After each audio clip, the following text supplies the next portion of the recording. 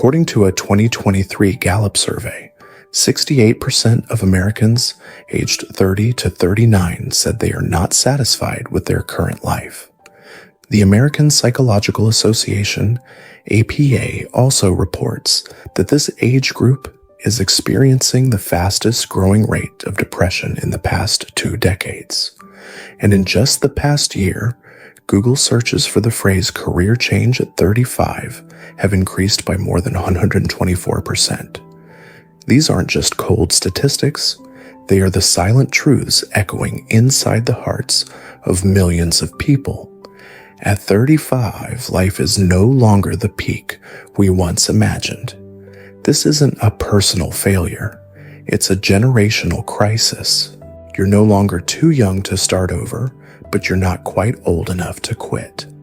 So how do you live each day fully in this in-between season of life?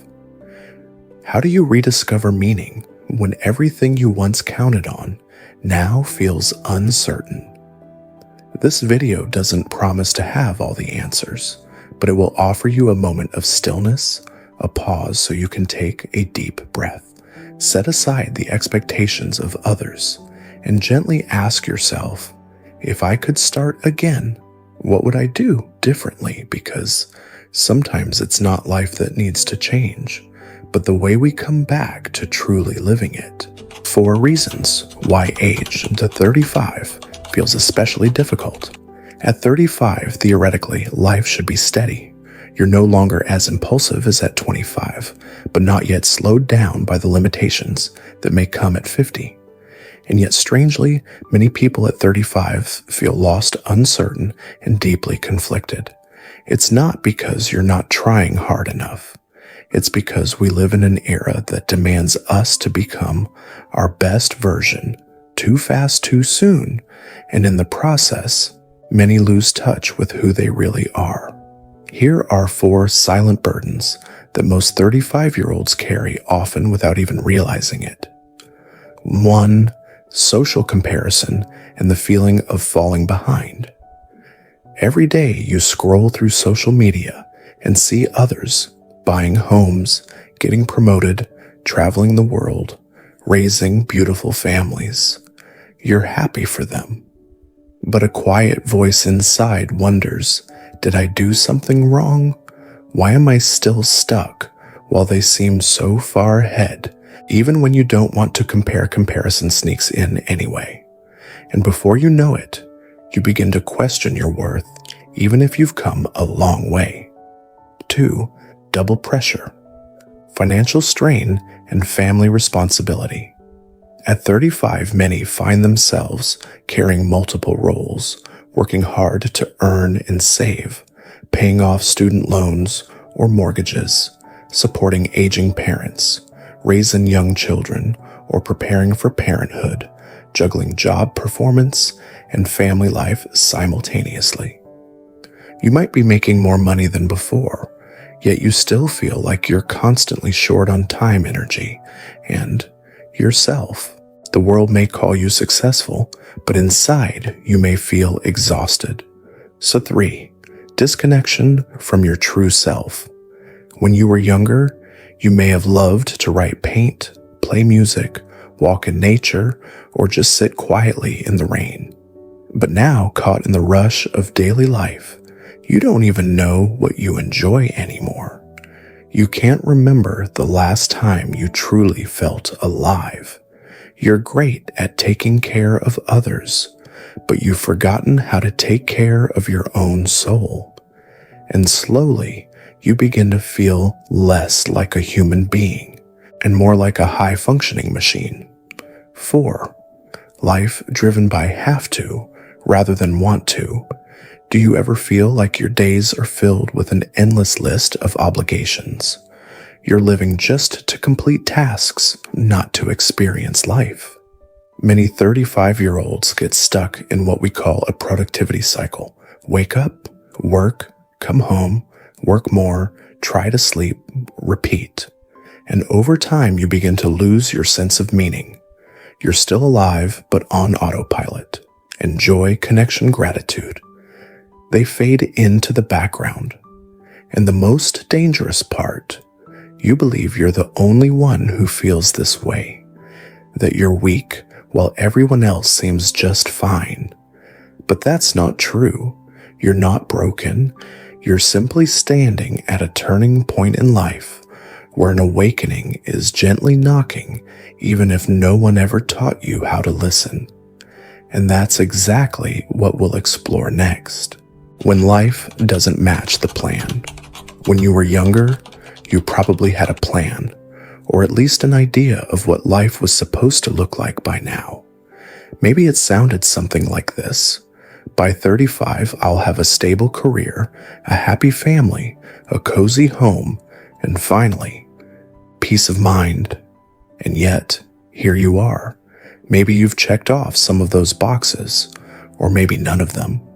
But no matter where you stand deep down, something feels off. You look around and wonder, is this it? Why doesn't it feel the way I thought it would? You're not alone in this feeling. Millions of people in their mid-30s are quietly waking up to the same realization. The life they planned for doesn't align with the life they're living. The plan versus reality. You imagined passion in your career. Now it feels like a chore. You thought marriage would be fulfilling. Now you struggle to connect. You expected peace by this age. Now anxiety shows up more often than calm. And even if things look successful from the outside, inside you might feel a dull emptiness, a sense that you've been running on someone else's map. The danger of silent disappointment.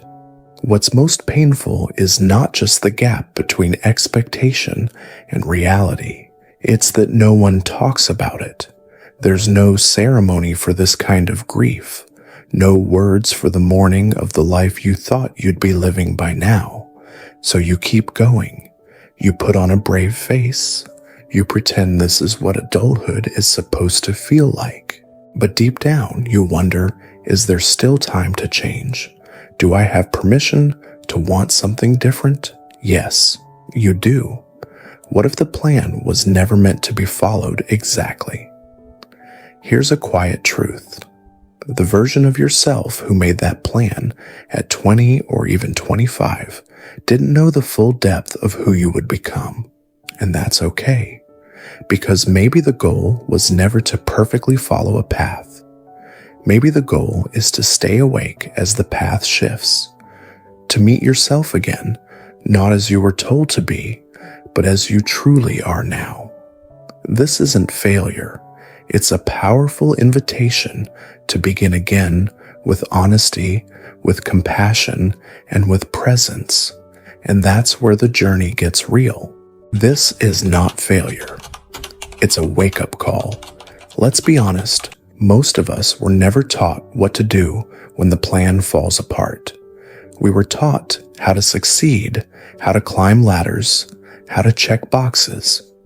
But what happens when we do all that and still feel lost? In a culture that worships productivity and certainty, feeling stuck or confused at 35 is often mistaken as failure. But that's not what this is. This is not a breakdown. This is a breakthrough in disguise. Why the crisis comes early now. In the past, people talked about midlife crisis, something that might show up around 45 or 50. But now it's happening earlier. Why? Because we're reaching burnout earlier. We're expected to have it all figured out by 30, career, family, finances, identity. And by 35, many realize they've been sprinting through life without ever stopping to ask, is this even the life I want? Add to that the pressure of social media, inflated standards of success, and a world that moves faster than ever, and you get a generation of adults who are externally functional but internally unraveling. You're not lost, you're becoming aware. What you're feeling right now, the restlessness, the disillusionment, the confusion, is not a sign that you failed. It's a sign that you're waking up. You're beginning to see that living on autopilot, chasing external validation, and performing roles that don't feel authentic isn't sustainable, and you're craving something more, something true, something lasting. This isn't weakness. This is wisdom knocking. Just like pain in the body tells you something needs attention, discomfort in the soul tells you something needs to change. A Buddhist insight crisis as turning point. In Buddhist teachings, suffering dukkha isn't something to be avoided. It's a teacher, a signal, a doorway. Rather than asking, how do I get rid of this discomfort? The question becomes, what is this discomfort trying to show me? Sometimes it's showing you that you've outgrown a version of yourself, that the life you built was based on who you thought you had to be, not who you truly are. And that realization, it's not the end. It's the beginning of living more awake, more present, and more aligned. Up next, we'll explore what happens when you stop chasing answers and start asking the right questions instead. Because the real shift begins not with doing more, but with seeing more clearly, asking better questions instead of chasing quick answers. By the time we reach 35, most of us have spent years chasing answers. What's the best career? How do I make more money? What should I do next? How do I fix this? And while these questions seem logical, they often come from a place of pressure and fear, not clarity. But what if the real problem isn't that we don't have the answers? It's that we've been asking the wrong questions all along. Questions that keep you stuck versus questions that set you free. There are questions that tighten the mind and questions that open the heart. What's wrong with me keeps you in a loop of shame. Why does this always happen locks you in the past. But now try these instead. What kind of life feels true to me, even if it's different? What do I value deeply, not just what I've been told to chase? What would I do differently if I trusted myself more? These aren't easy questions. They don't offer quick fix solutions, but they invite you back into your own center, the place where real direction is born, the power of turning inward. In Buddhism, we're often reminded that the answers we seek don't live in the outside world. Peace comes from within. Do not seek it without.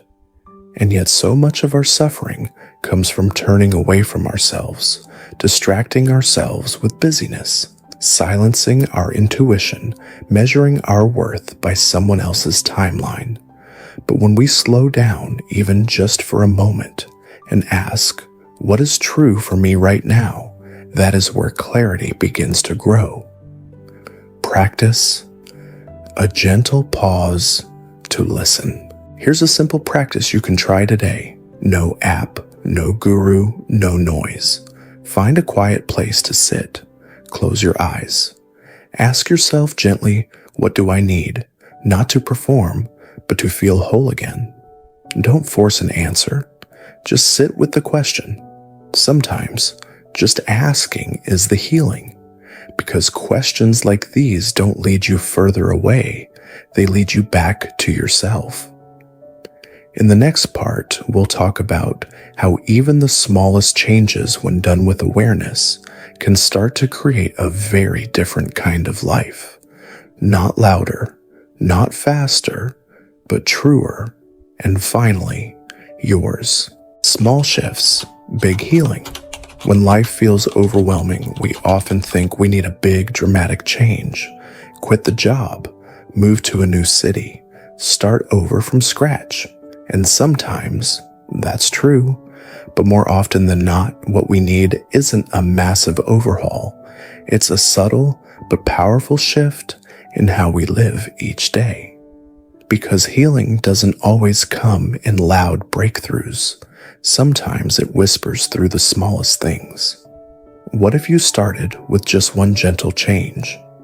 Imagine this waking up and taking 3 deep breaths before reaching for your phone, drinking your morning coffee slowly without scrolling, writing down one thing you're grateful for before the day begins, saying no to one thing that drains you and not apologizing for it, taking a short walk in silence just to be with your thoughts.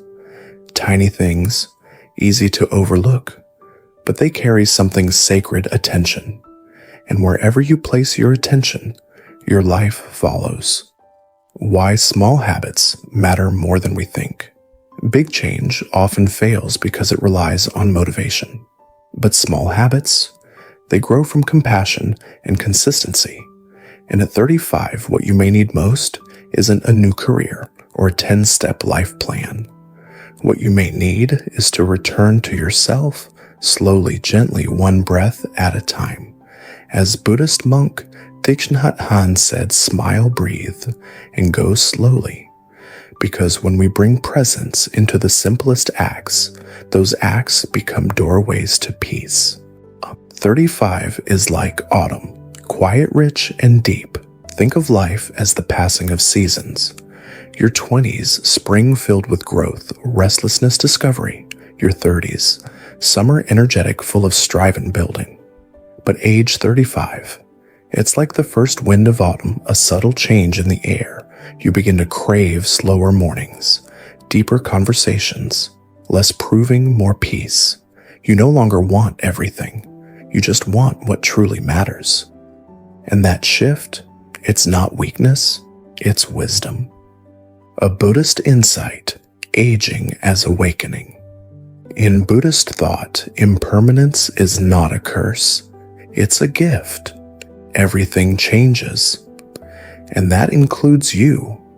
The person you were at 25 was necessary, but so is the person you're becoming now. As you grow older, you're invited to let go of illusion. The illusion that constant achievement brings happiness.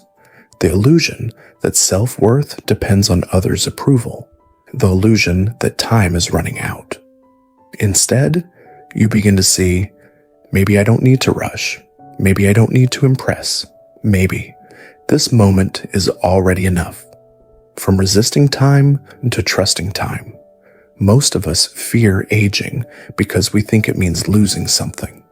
But what if aging, especially at 35, is about gaining something else? Gaining clarity, gaining softness, gaining freedom from expectations that were never yours to begin with? You're not falling behind. You're falling inward into a more centered, conscious version of yourself. Practice honoring the season. You're in tonight. Take a few quiet minutes, light a candle, sit in the stillness, and ask yourself, what season am I in? Emotionally, spiritually, energetically. What is this season teaching me? What am I being asked to release? And what wants to grow? Write whatever comes up. No filters, no judgment. Because once you begin to see this moment as sacred, you'll stop rushing to the next one. In the next part, we'll talk about how to not just survive this season, but to truly live it day by day, breath by breath in your own rhythm. Because living fully isn't about having it all together.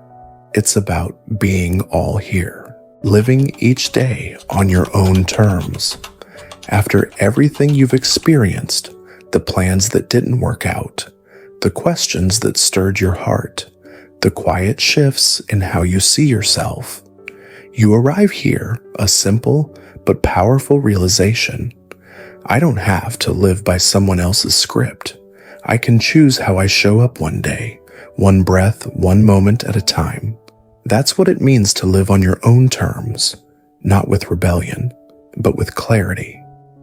Redefining success for yourself. What if success wasn't owning the house, hitting 6 figures, being admired? What if success was waking up with peace in your chest, spending time with people who see the real you, going to bed feeling proud of how you showed up, even in small ways. When you live by someone else's definition of success, even your victories feel empty. But when you define it for yourself, every little moment becomes meaningful. Build a daily life that feels like home. You don't need a perfect routine.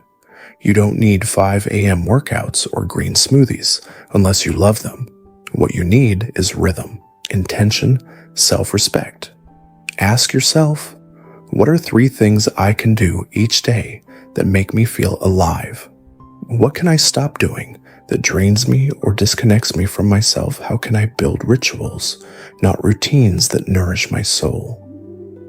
This might look like a morning walk with no phone, lighting a candle and reading 1 paragraph of something beautiful, taking 5 mindful breaths before every meal, writing 1 sentence a day that starts with today. I showed up for myself by. It doesn't have to be impressive. It just has to be real. You are the author. Now you're no longer the person who blindly follows old maps. You're the one who draws them. From this point forward, your life can be less about keeping pace, more about keeping presence, less about chasing meaning, more about living it. Because truthfully, your best years don't begin when everything is figured out. They begin when you finally start living with awareness and love. In the final part of this journey, we'll come back to where we began, not with confusion, but with clarity, not with fear of getting older, but with a deep knowing that you are not late. You are right on time for your real life to begin. A gentle closing. You are right on time. If you've made it this far, thank you. It means you're not just drifting through life anymore. You're looking, you're listening, you're beginning to remember who you are beneath the noise, and that is no small thing, because the truth is, you were never truly lost. You were just on a path no one ever taught you how to walk, a path back to yourself. You are not too late.